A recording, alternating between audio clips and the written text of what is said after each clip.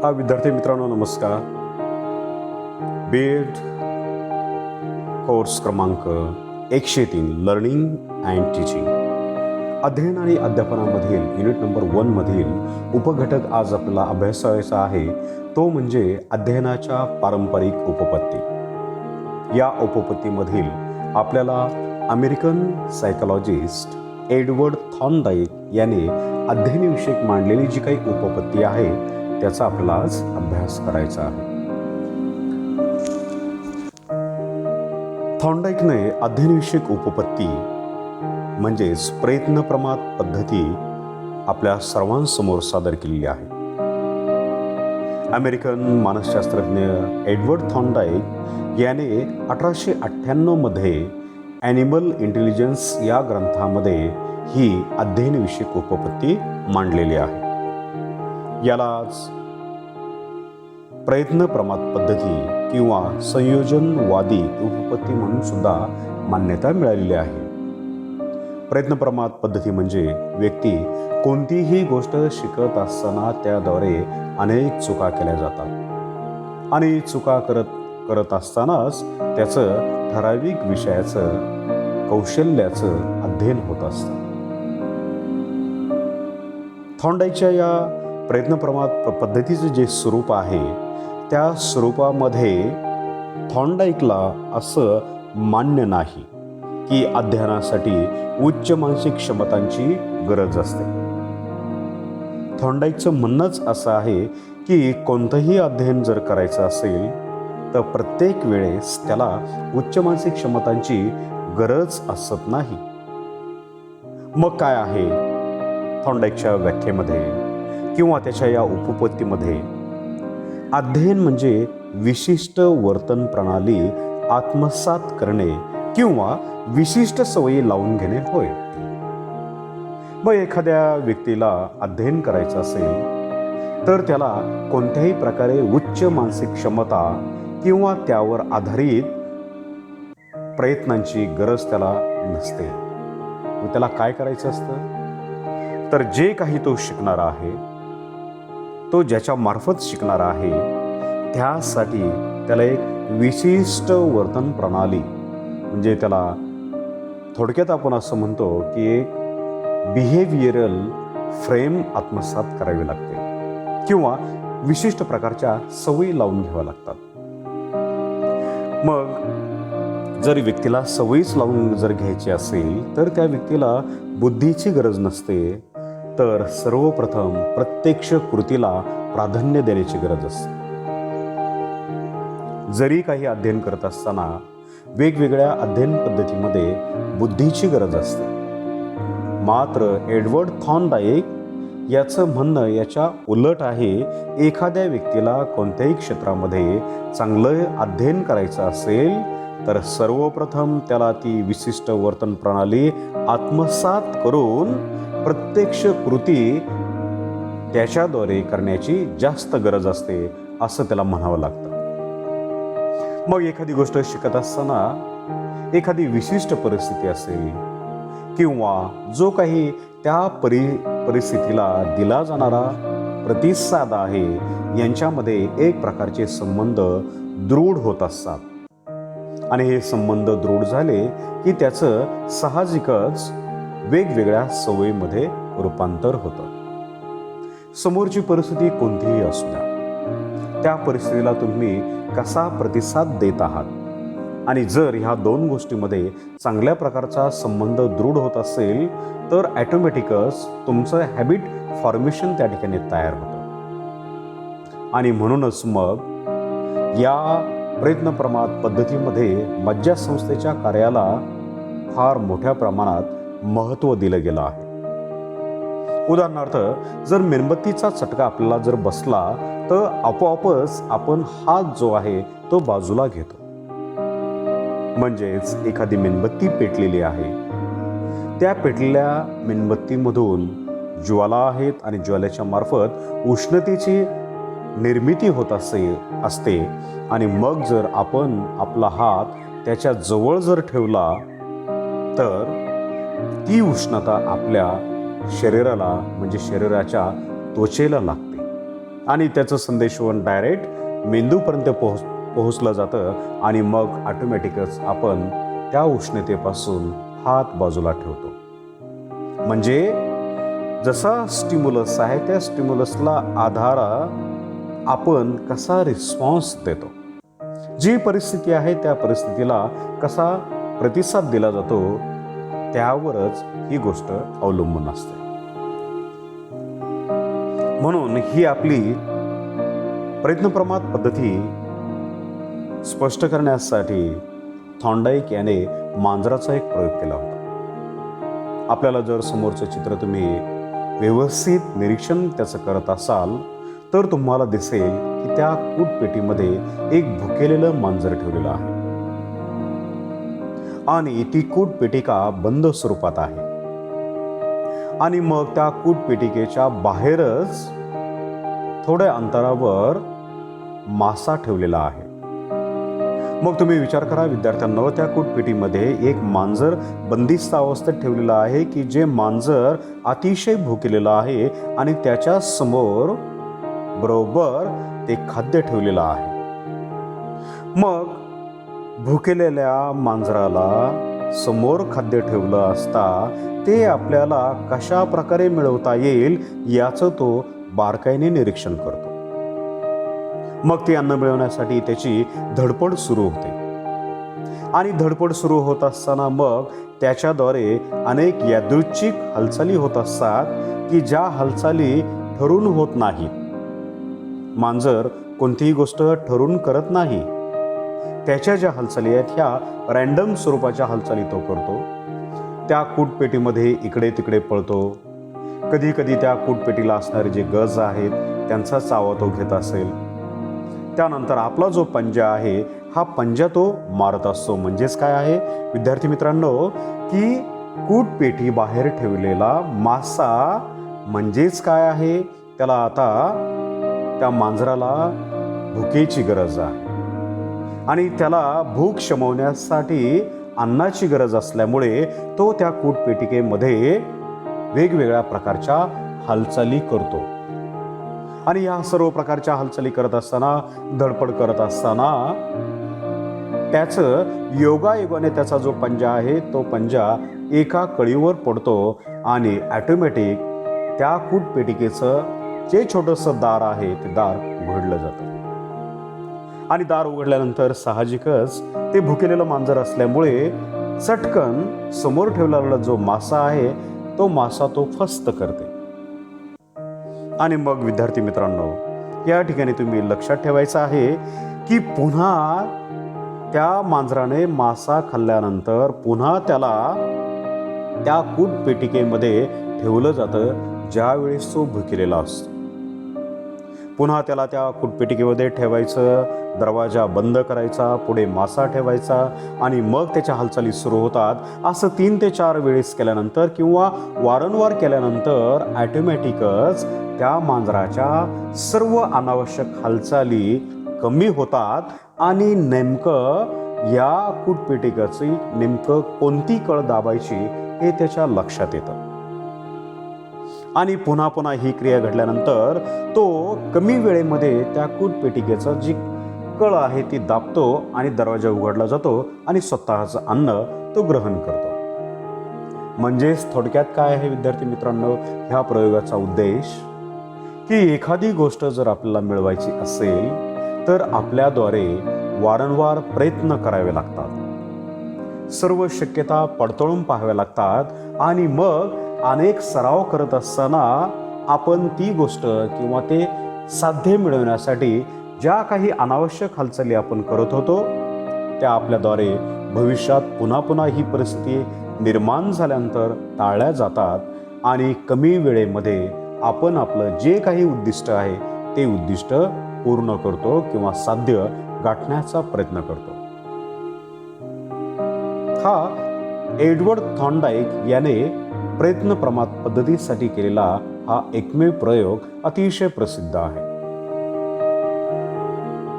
मग विद्यार्थी मित्रांनो, ह्या प्रयोगानंतर आपण पाहू शकतो की आपल्याला यश मिळवायचं आहे, परंतु ते यश मिळवण्यासाठी आपल्याला कुणीतरी प्रेरणा देणं गरजेचं आहे.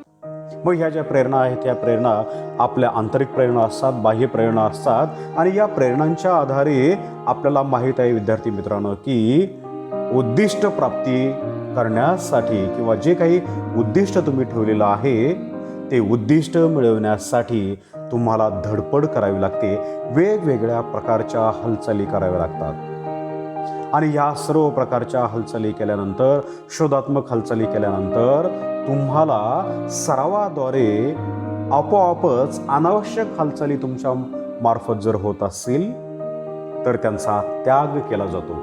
म्हणजेच काय आहे, कोणतीही गोष्ट आपण सुरुवातीला शिकत असतो, शिकत असताना वारंवार आपल्या हातून चुका होतात आणि नंतर त्या गोष्टीची एवढी आपल्याला सवय होते किंवा कोणत्याही परिस्थितीमध्ये आपण त्या प्रकारचा प्रयत्न केला तर आपल्याला कमी वेळ लागतो. मग अनावश्यक हालचालींची या ठिकाणी त्याग केला जातो. पुन्हा जे काही यादृच्छिक हालचाली आहेत त्या थोड्या कमी होतात आणि नंतर आपल्याला यश मिळतं. मग यश मिळवण्यासाठी प्रेरणा, उद्दिष्टप्राप्ती, धडपड, शोधात्मक हालचाली, अनावश्यक हालचालींचा त्याग करून यादृच्छिक हालचालींच्या मार्फत आपल्याला यश मिळतं. आणि मग अध्ययन सुद्धा असंच आहे. अध्ययन म्हणजे नेमकं काय आहे, जी परिस्थिती आहे किंवा यशस्वी प्रतिक्रिया आहे यांच्यातील साहचर्य दृढमूल करणे होय. तुम्हाला यश मिळवायचं असेल तर प्रयत्न करावे लागतील. प्रयत्न करत असताना अनेक प्रयत्न करावे लागतील. हळूहळू अनावश्यक हालचाली, नंतर आपले उद्दिष्ट ध्यानात ठेवून, प्रेरणा ध्यानात ठेवून सहजासहजी आपल्याला यश मिळतं.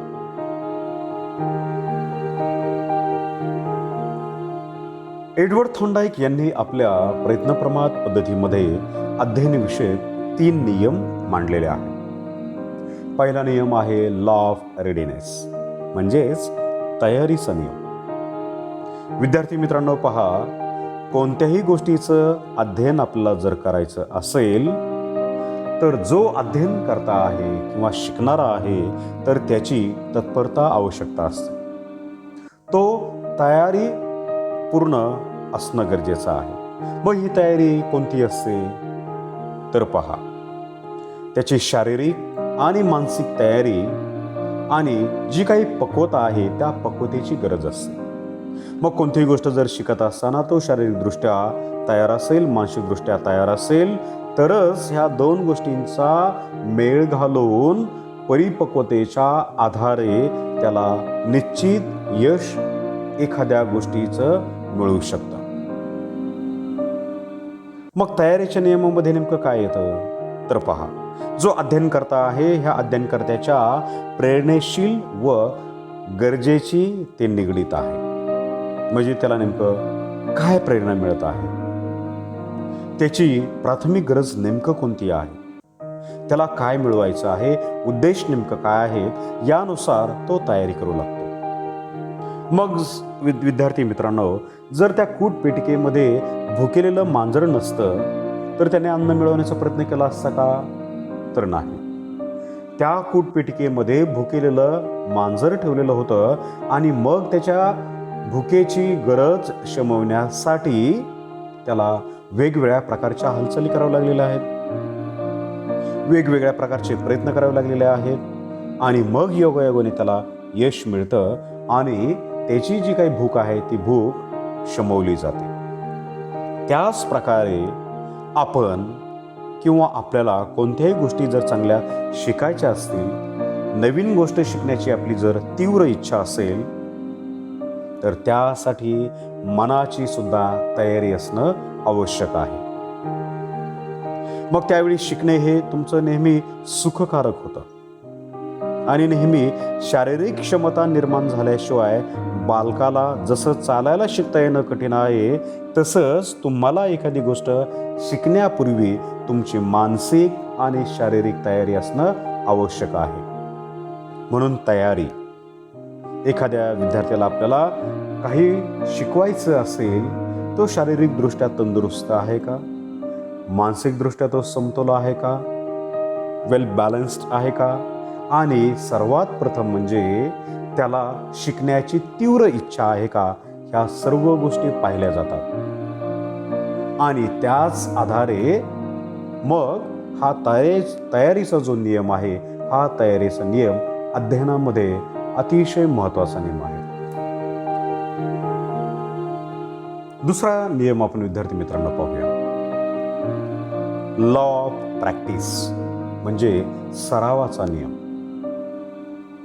या नियमामध्ये थॉर्नडाईकने काय अपेक्षित केलेलं आहे की एकाच प्रकारची क्रिया वारंवार केली असता ती दृढ होते व ती न केल्याने क्षीण होते, आणि सर्वच क्रिया वारंवार केल्यानंतर दृढ होत नाहीत. पहा, म्हणजे तुमची शारीरिक तयारी झालेली आहे, मानसिक तयारी झालेली आहे, आणि मग तुम्ही तयार झालेला आहात शारीरिकदृष्ट्या आणि मानसिकदृष्ट्या, परंतु तुम्हाला सराव करायचा आहे. ती क्रिया करत असताना तुम्ही थकायचं नाही. ती क्रिया करत असताना तुमचं मन एका ठिकाणाहून दुसऱ्या ठिकाणी जाता कामा नये, ते डायव्हर्ट होता कामा नये. आणि वारंवार ती जर क्रिया आपण केली तर निश्चितच त्यामध्ये दृढता निर्माण होते. मग जेव्हा एखादी विशिष्ट परिस्थिती व विशिष्ट प्रतिक्रिया असा संबंध जोडला जातो, तेव्हा तो संबंध बळावला जातो. तर ज्या प्रतिक्रियेचा परिणाम सुखद असतो तीच प्रतिक्रिया बनते. म्हणजेच काय आहे, तुम्हाला जर उत्तम धावपटू व्हायचं असेल तर तुमच्या शारीरिकदृष्ट्या तुम्ही तंदुरुस्त असणं गरजेचं आहे, मानसिकदृष्ट्या तुम्ही अतिशय परिपक्व असणं गरजेचं आहे. आणि ज्या वेळेस तुम्ही तयारी करून, मनाची तयारी करून मैदानात उतरता, त्या ट्रॅकवर उतरता आणि धावण्याचा सराव करू लागता, त्यावेळेस ती क्रिया काही किलोमीटरपर्यंत तुम्हाला चालू ठेवावी लागते, म्हणजेच वारंवार सराव करावा लागतो. आणि मग तुमचं ध्येय काय आहे की तुम्हाला उत्तम धावपटू बनायचं आहे. जर तुम्ही जिल्हा पातळीवरचे धावपटू असाल आणि तुम्हाला राष्ट्रीय पातळीवर चमकायचं असेल तर तुमच्याद्वारे सर्व प्रकारचा सराव करणं गरजेचं आहे. आणि इन केस जर समजा तुम्ही तो सराव जर केला नाही तर तुम्ही उत्तम धावपटू बनाल का? नाहीच. म्हणून आपल्याला धावायचं आहे आणि धावण्यासाठी आपण थकायचं नाही. आपल्याला नेहमी धावायचं आहे आणि कोणत्याही प्रकारे आपण ठरवलेलं ध्येय आहे, या ध्येयाच्या पलीकडे आपल्याला जायचं आहे, हे आपण ध्यानात ठेवायचं आहे. ध्येयापासून जर तुम्ही डायव्हर्ट जर झालात तर सरावाचा नियम ती गोष्ट लागू होण्यासाठी महत्त्वपूर्ण ठरत नाही. आणि एडवर्ड थॉर्नडाईक याने तिसरा नियम सांगितलेला आहे, तो म्हणजे परिणामाचा नियम, लॉ ऑफ इफेक्ट. म्हणजे जेव्हा एखादी परिस्थिती आणि प्रतिक्रिया यामध्ये जोडलेला जो संबंध आहे, हा संबंध सुखकर असतो, तेव्हा ती परिस्थिती व ती विशिष्ट प्रतिक्रिया यातील संबंध बळावतो. आणि हा संबंध परिणामी सुखकारक नसतो, तेव्हा तो संबंध क्षीण होतो. म्हणजे विद्यार्थी मित्रांनो, काय आहे, तुम्ही एखादी गोष्ट करत आहात, धावण्याचं जर आपण या ठिकाणी उदाहरण जर घेतलं तर तुमच्या लक्षात येईल की धावत असताना कसं धावायचं, कोणत्या प्रकारे वेग आपल्यामध्ये असायला हवा, श्वासोच्छवास आपला कसा असायला हवा, धावत असताना आपलं ध्यान किंवा आपलं लक्ष कोणत्या ठिकाणी असायला हवं, आपल्या डोक्यात कोणते विचार असावेत, त्या दिशेने आपण मार्गक्रमण कसं करावं, ह्या सर्व गोष्टींचा एकत्रित जर तुम्ही विचार केला तर निश्चितच तुम्ही चांगले धावपटू होता. आणि मग धावपटू झाल्यानंतर एखाद्या ठिकाणी तुम्ही स्पर्धेत सहभागी झाला आणि नंतर तुम्हाला जर तिथे यश मिळालं आणि यश मिळाल्यानंतर तुम्हाला माहीत आहे की जे आपण शिकवायचं किंवा शिकण्याचं ठरवलं होतं ते अधिक प्रकारे, चांगल्या प्रकारे आपण शिकण्याचा प्रयत्न करतो. म्हणजेच काय आहे की परिणामाच्या नियमामध्ये आपल्याला एखादी गोष्ट केल्यानंतर जर आपल्याला प्लेझंट ही भावना तयार होत असेल किंवा आपल्याला सुखकारक ती गोष्ट जर वाटत असेल तर आपण ती गोष्ट कंटिन्यू करतो. मग झालं नेमकं काय? त्या कोटपेटिकेमध्ये जे ठेवलेलं मांजर होतं ते मांजर सुरुवातीच्या वेळेस गजाला चावतं. ते वेगवेगळ्या प्रकारचे पंजा मारत असेल, कळ दाबण्याचा ते प्रयत्न करत असेल, इकडून तिकडे ते फिरत असेल आणि सर्वात शेवटी झालं काय की योगायोगाने त्याचा पंजा त्या कळीवर पडला आणि दरवाजा उघडून त्याला मासे खायला मिळाले. म्हणजेच काय झालं, त्याची जी गरज होती त्या गरजेचे शमन झाले. थोडक्यात ती प्रतिक्रिया दृढ झाली आणि त्या प्रतिक्रियेमुळे उद्दिष्ट प्राप्ती झाली नाही अशा प्रतिक्रियांचे निष्कासन झाले. मग त्याने जर तसा प्रयत्न केला नसता मांजराने तर त्याचं उद्दिष्ट प्राप्ती झाली असते का? नाही. मग अशाच प्रकारच्या अनेक परिस्थिती त्याच्या समोर जर आल्या तरी सुद्धा तो अधिक चांगल्या रीतीने प्रयत्न करतो. हे झाले अध्ययनविषयक थॉर्नडाईकचे 3 नियम प्रयत्न प्रमाद पद्धतीचे. आता विद्यार्थी मित्रांनो, ह्या प्रयत्न प्रमाद पद्धतीचे शैक्षणिक महत्त्व काय आहे तर पहा.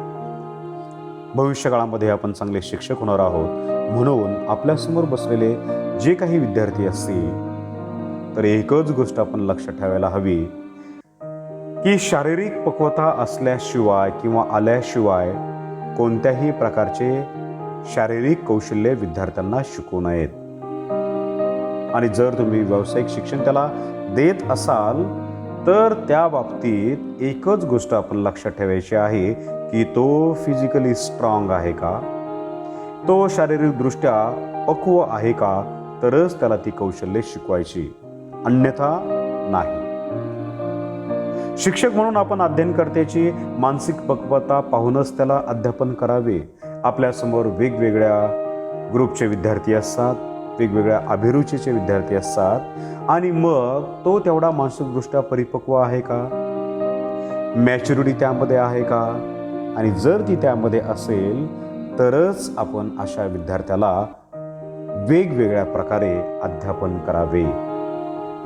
आणि म्हणूनच मग आपल्या अभ्यासक्रमामध्ये नेहमी विद्यार्थ्यांची अभिरुची नेमकं काय आहे, तो कोणत्या परिस्थितीमधून आलेला आहे, कौटुंबिक पार्श्वभूमी काय आहे, सामाजिक पार्श्वभूमी काय आहे, किंवा समाजाला आवश्यक असणारे विद्यार्थी कसे आहेत, म्हणून त्या अशा सर्व विद्यार्थ्यांची अभिरुचीचा विचार करून अभ्यासक्रम, पाठ्यपुस्तके, अध्यापन पद्धती यांचा आपण वापर करायला हवा.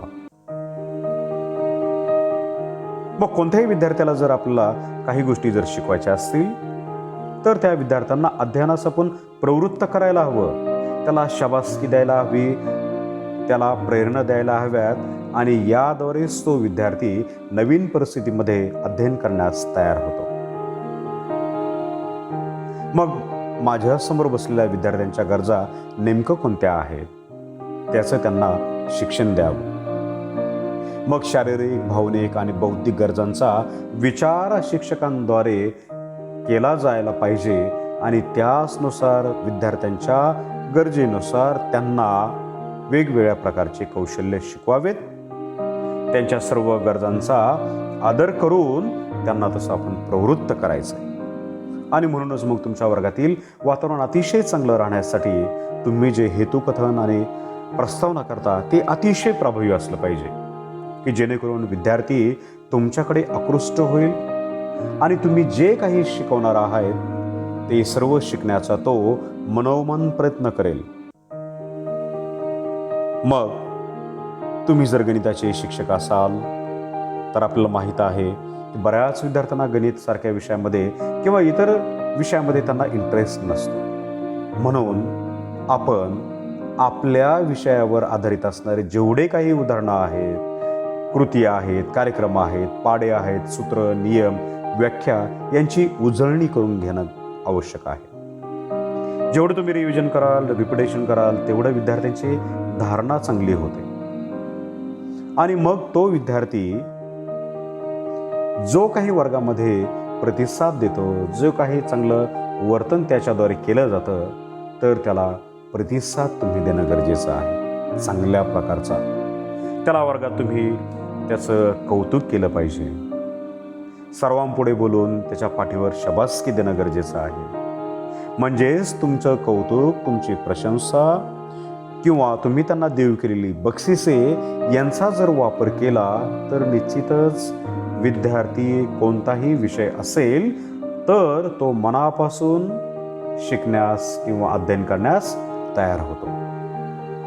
म्हणून विद्यार्थी मित्रांनो, अमेरिकन सायकोलॉजिस्ट एडवर्ड थॉर्नडाईक याने अध्ययन म्हणजे नेमकं काय, एक विशिष्ट वर्तन प्रणाली, चेतक आणि प्रतिसाद यांचा सहसंबंध आणि त्याच्या आधारे प्रयत्नप्रमाद पद्धतीमध्ये असणारे जे काही नियम आहेत, म्हणजे तयारीचा नियम, सरावाचा नियम आणि परिणामाचा नियम, हे अतिशय उत्कृष्टरित्या विशद केलेले आहेत. आणि त्याच अध्ययनाच्या उपपत्तीला अनुसरून शैक्षणिक महत्त्व आणि त्याची अंमलबजावणी शिक्षकाच्या मार्फत जर केली तर निश्चितच विद्यार्थ्यांना अनेक चांगल्या गोष्टी शिकण्यासाठी उपयोग होतो आणि हे विद्यार्थी एखाद्या नवीन विषयामध्ये तेवढ्याच तत्परतेने आणि तेवढ्याच आत्मीयतेने शिकण्यासाठी तयार होतात. धन्यवाद.